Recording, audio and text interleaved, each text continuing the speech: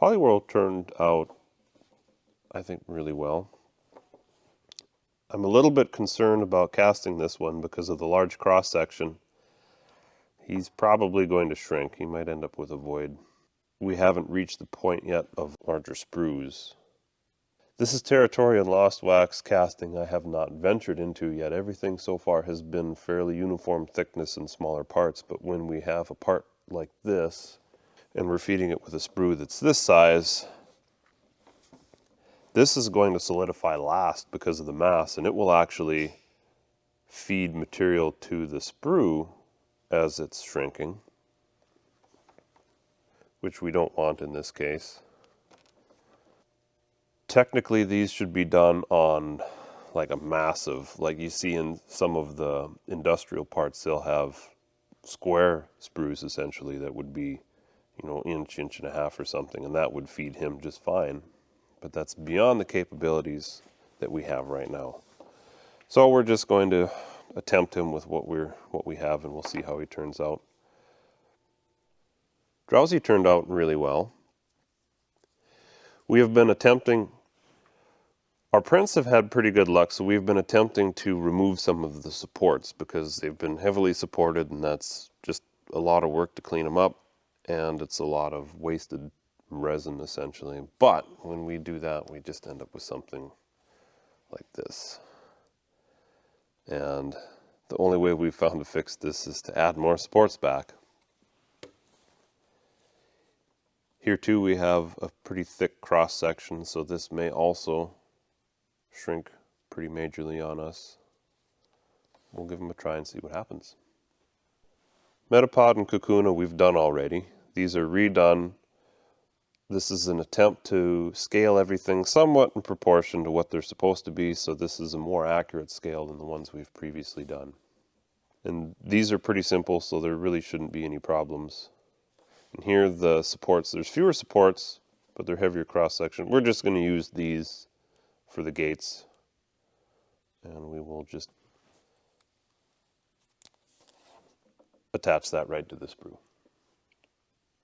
Here are 3 attempts on Machoke. The issues with this are supposedly from islands. However, the software shows no islands on these. This leg didn't work. More supports were added and stabilized. The leg worked. Thought it would work on the third one? No. So if you have any ideas why it's doing this, this is an Elegoo Saturn printer. It's an older printer. And this is Bluecast X1. So this is very frustrating. After having a Prusa and a Bamboo FDM printer, resin is just, I hate it. So, means we didn't get a good one, and I'm tired of printing these. We're going to attempt surgery. We're going to try to attach this good leg to this mostly good print. What we're going to try is, while they're still on the support material, that gives a good reference, so we will use that, I think, to create the seams so that they're relatively square. And then once the leg is attached, then we can clean them up and remove all the support material.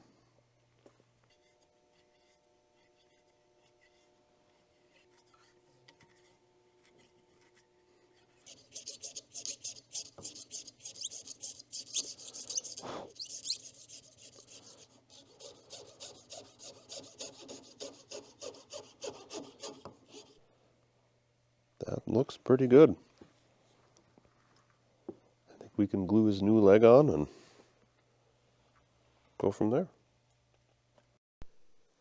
So because he is big, and if I mount him on the side, his arms are going to get really close to the side of the flask, so I'm just going to put him on the end of the sprue,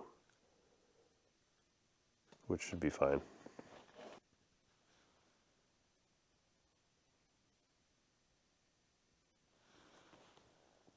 I am going to add more wax just between the sprue and his support material. We're using part of his support material for the actual gate.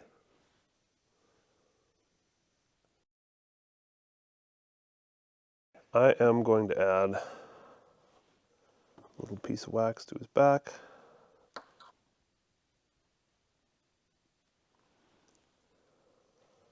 We're going to hang him upside down. There's possibly, he might possibly catch an air bubble in his mouth. Here too, add a little bit of additional wax to stabilize him. Yes, I know this is rather sloppy, but it works.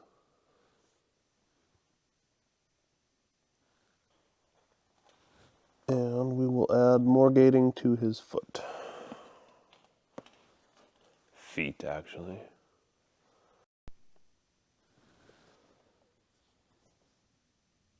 See, right now it's actually pretty good because we can cut him off. And then we'll free up enough space to cut him off. And then we can cut him off. And then him off. I'm going to put Kakuna right there. So that way when we cut him off, we can cut both of these off. They'll be in line.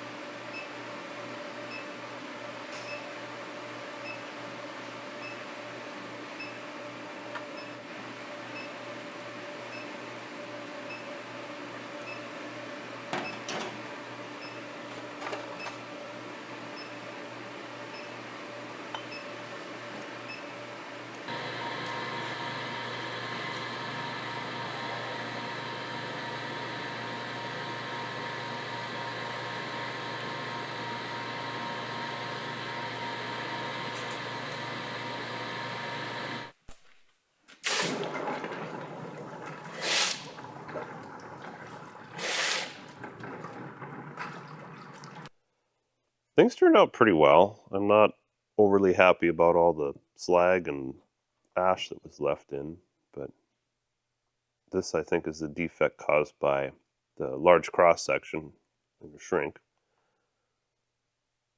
The little spots are all slag.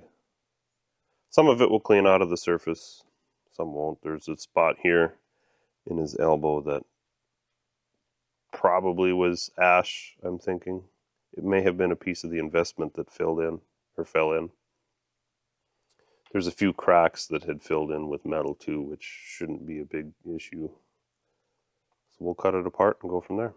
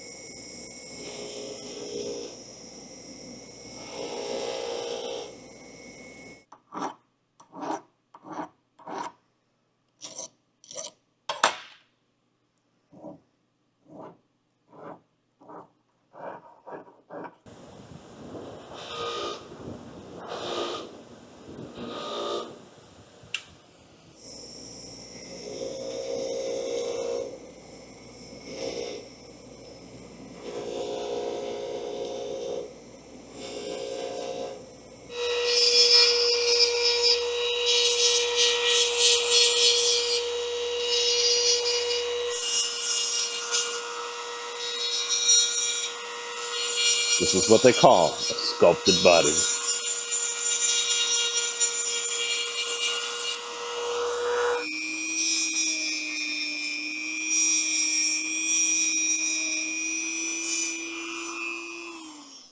Look how strong he is. He's holding the vise apart.